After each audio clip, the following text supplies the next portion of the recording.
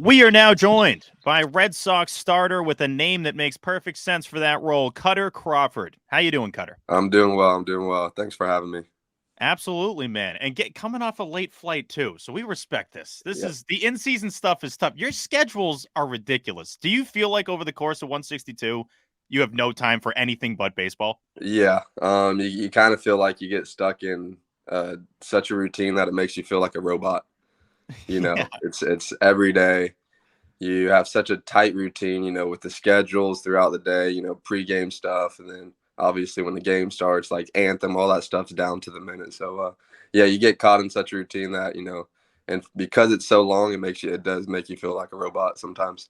Yeah, it has to. For you personally, what's been the biggest difference between full season number 1 and full season number 2? I think at this point, you've made 31 starts over the last 2 seasons, and that Hmm. only trails Bayo and Nick Pivetta, who Pivetta just seems like Iron Man. He'll do whatever and pitch, X He's amount of innings regardless. But I tip my cap to him, man. He's got like a rubber arm or something. He goes out there and competes every time he's asked, to throw.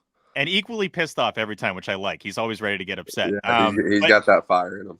yeah, what's the biggest difference for you between that full first season and this year? I guess just really, after the first season, learning, how rigorous the season can be with all the travel. In the minor leagues, the schedule's not as hectic. It's nice getting Mondays off in the minor leagues, and you're only playing 6 games a week, and you're at one spot for the duration of that week.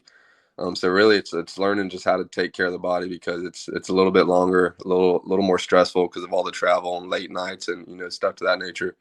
So a lot of it is like having a good routine. After the first year, I learned a lot between starting and relieving. And so having a good routine that you can fall back on, and just taking care of the body over the course of 162. Couple weeks ago, you had an important start at Fenway Park. The Dodgers came to town. It was Mookie Betts' first appearance at Fenway since playing for the Red Sox. I forgot you're the first Red Sox player to wear Yeah. number 50 since Mookie. Was that a specific decision, or you're like, oh, right, that was Mookie's number? It wasn't super specific. I was number 78, I think, in spring training, whatever. And I asked our clubby, Tom, I said, hey, man, what's it take to get like a little bit different number? Because I'm a little OCD in a way. I like, divisions of 5. So, like, in college, I was 40. So, anything that's like 35, 40, 50, 55, whatever, is what I like. And growing up, my favorite number was number 10, shout out Chipper Jones. But so yeah, he said, well, we got some of these numbers available. He's like, 45's retired, 40 at the time I think was Duran, and he said there's 50's open. I was like, at first I was like, yeah, that 50 sounds great. I like the look of that number. And he says, who the last person to wear 50 was, right? And I thought about it for a second. I said, oh yeah. I said, yeah, Tom, what do you think about that? Like, let me get your opinion. And he's like, well, I love it. Like, I love it. I think, you'll wear it right and you compete and not be have a negative, commentation on that number. So yeah, I was like, all right, well, I got a big shoes to fill, wearing this number. And so that's kind of how it all happened. And, I thought that was a pretty cool moment, having him at Fenway, watching the crowd stand up each first at bat on each game, and it was a pretty cool moment to be out there. I guess it's ironic that I was pitching against him, that first game. I didn't realize until after that was the case. I think 50 is, I don't want to say it's like a random enough number, but it's not like it's 24. It's not like it's one of these iconic, like you associate it with one guy. So I Yeah, think it fits you well. Also, I like the 5 thing. It's like, all right, it's like a clean yeah, I know. division of 5. I'm weird in that sense. I got a little bit OCD. Being a pitcher helps there too, because Yeah, a yeah. position player taking over 50, I think it might be a little harder. Yeah, exactly. So how was that? How was that moment? Because Mookie had talked about it on his podcast about oh, I'm going to tip the cap and the crowd's going to be into and all that. From your perspective, you talk about the routine. Does it throw you off a little bit? Where it's like, oh god, I'm the guy that's facing Mookie in his first at bat back at Fenway, or is it just same old, same old? I'm starting at Fenway, so it's already kind of high pressure. Yeah, I didn't really even think about the standing ovation before I started. You see it all the time with, guys like Cabrera and all the greats that come through the game, when they come back to their home stadium after being there for a while. It's just like kind of second nature to a stretch. And so yeah, when I made that last warm-up pitch, I saw him coming up, and honestly the crowd started doing it before he even got to the plate. And so at that moment I was like, oh yeah, let's give him all the time he needs. I'm not going to step on the rubber. I'm going to stand behind the mound, let him do whatever he wants to do, and when he steps in the box, I'll toe the rubber, and then we'll get going with the game. Yeah, it was a great moment. This is going to seem crazy out of left field, Cutter, but it's something I've got to bring up. Okay. This feels like a lifetime ago, but if you're involved in a national anthem standoff, it comes up on ITM. So early this year, you and Matt Strom, you had a standoff in Philly. Steve and I were at that game. We could not believe that you guys got full on ejected for that. That was crazy. But honestly, it was the details there. Yeah, it was. I was so in the moment that I guess I didn't realize how big of a deal it was, because it was, you saw it everywhere, after that.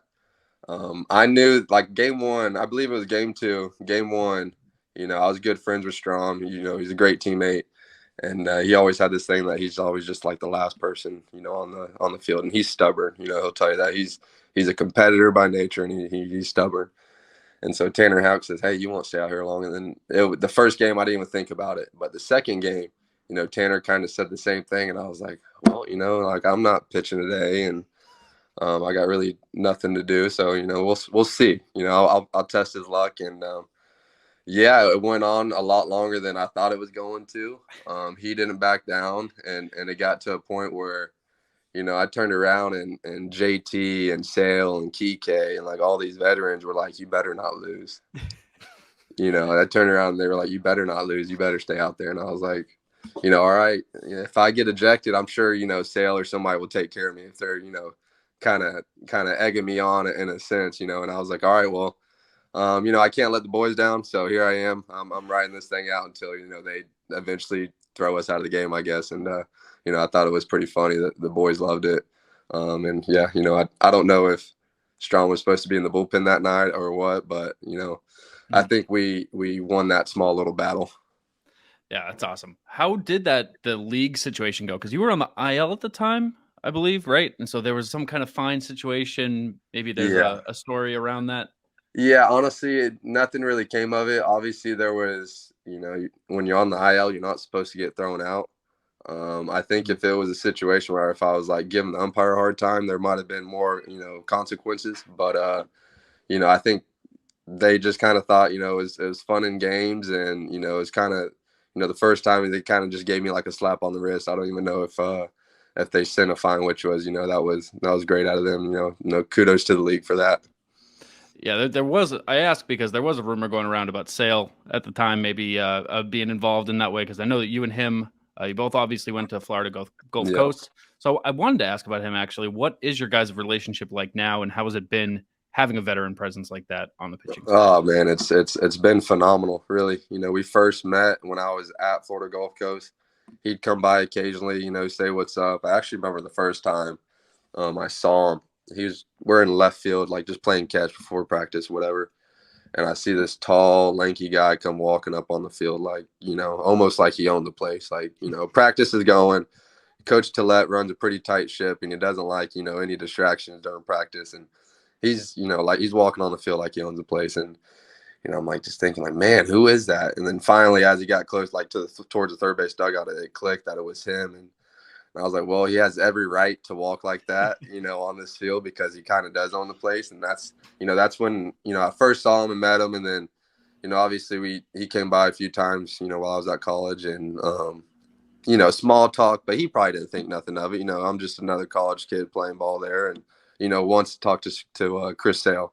And then eventually, I got drafted by the Red Sox, and I get a random phone number, which is the same area code as my cell phone number.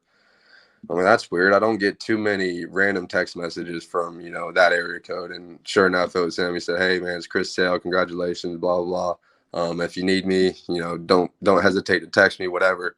And it kind of, I guess our relationship started at that point and then carried into that following off season, because we kind of both stayed, in Fort Myers to work out, and we kind of trained together at the JetBlue facility. And, it kind of all started right there, and we play golf and hang out. And, I'd ask him questions about, what's it take and this and that. And, I try to pick his brain as much as possible. And so it's been great having him around as, as a leader, mentor, to kind of like just see how he goes about his day and about his business, because he's such an accomplished pitcher, but he's also very humble and down to earth, which, I respect the most out of that part.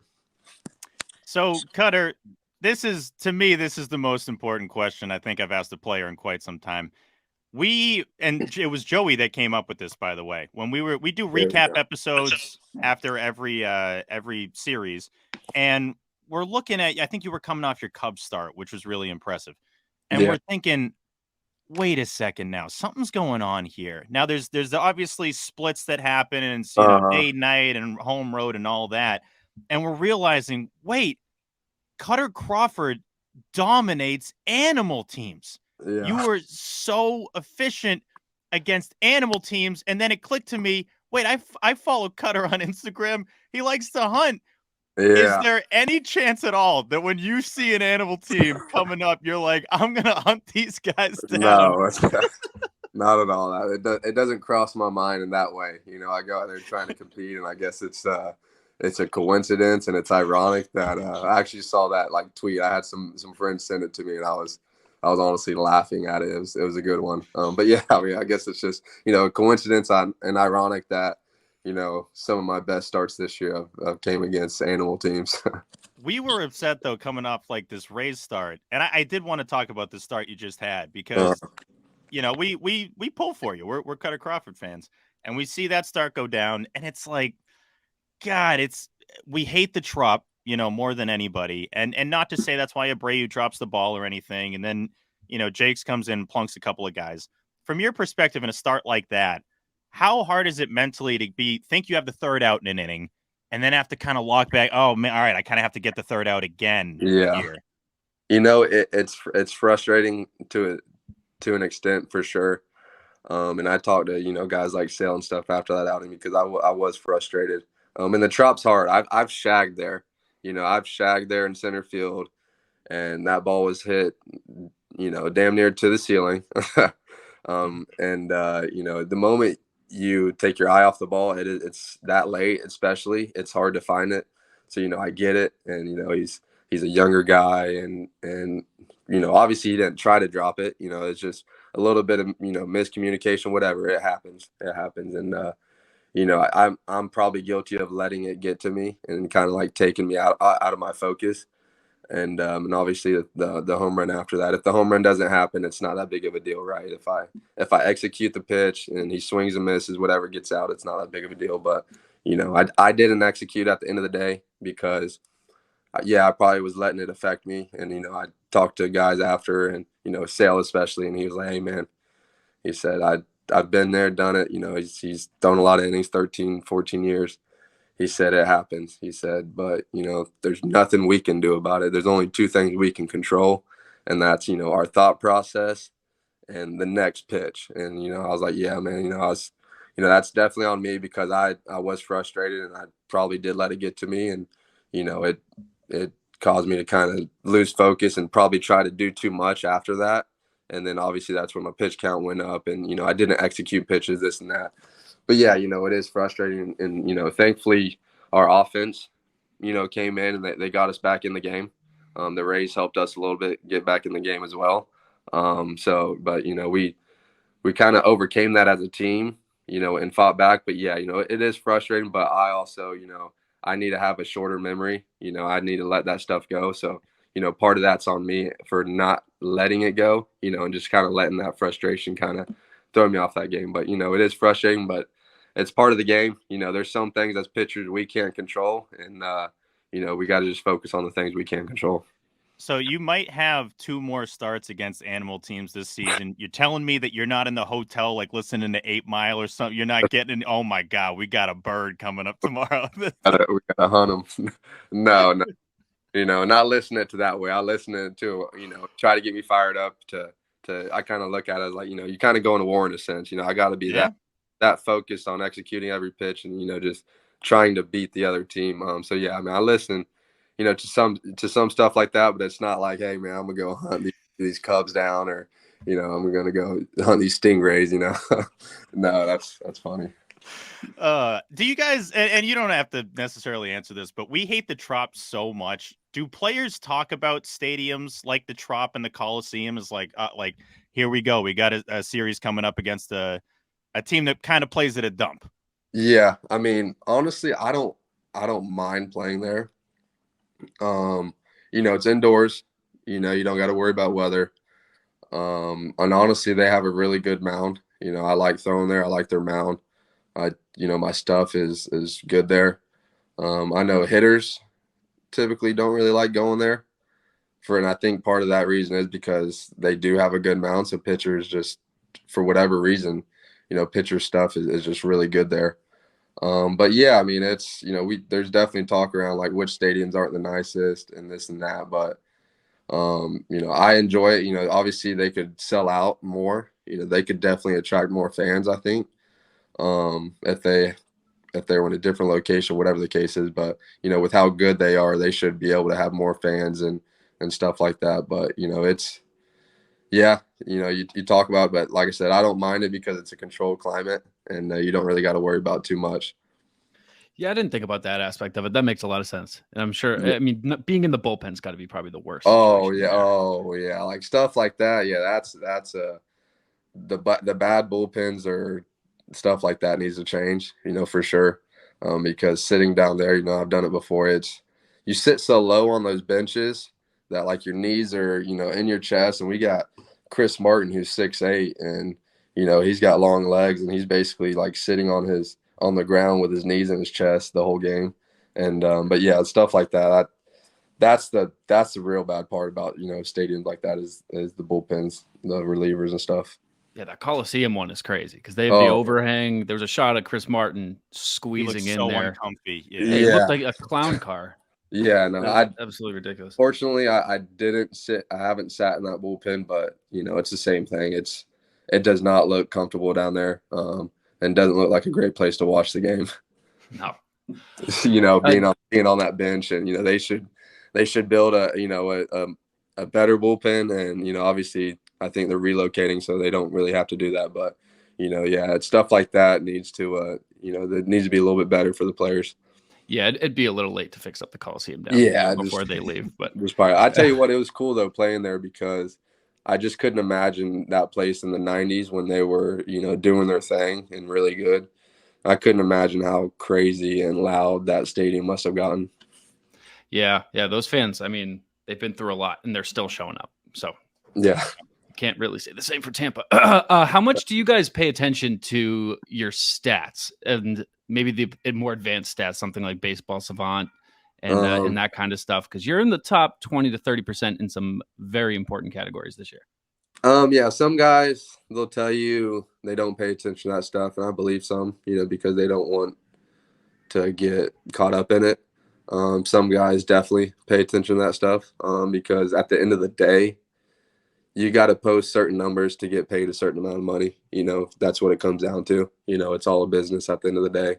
So some guys do try to pay attention to that stuff. I definitely, pay attention to it to get an idea where I'm at. And, and also it helps motivate me, day in, day out to like, I want to push to be, to be better than I was yesterday, to have better numbers, this and that.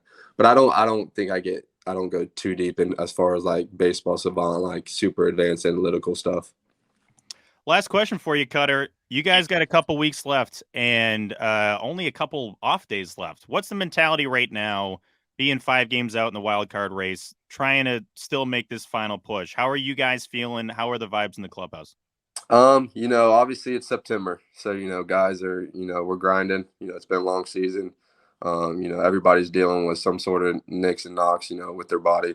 But I tell you, man, like we show up kind of still, expecting to win every day. I don't think nobody on the team's really throwing in the white towel, because yes, it's a long shot, but I tell you what, we're a 5-6 game winning streak away from, just really jumping right back into it. So I think a lot of us are thinking like that. And, you know how baseball is, man. It's a crazy game. Y'all seen it year after year, you know, following the Red Sox and just sports in general, how it's, you know, it doesn't matter how good that team was. It matters how good they're playing at that time.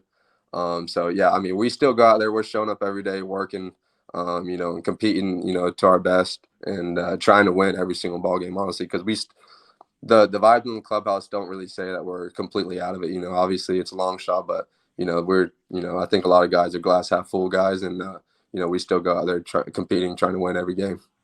We're hanging on. We're still hanging in there. I know. Again, I think Fangraph says 5%. There's a chance. So you're saying there's a chance, huh? I'm telling you, saying there's a chance. Yeah. Kutter Crawford, appreciate you hopping on ITM, especially on your off day. Really been fun watching you pitch this year, and I know you got a couple starts coming up, so good luck in those starts and closing out the 2023 season. Thanks, man. Perfect. Thanks, guys. Thanks for having me.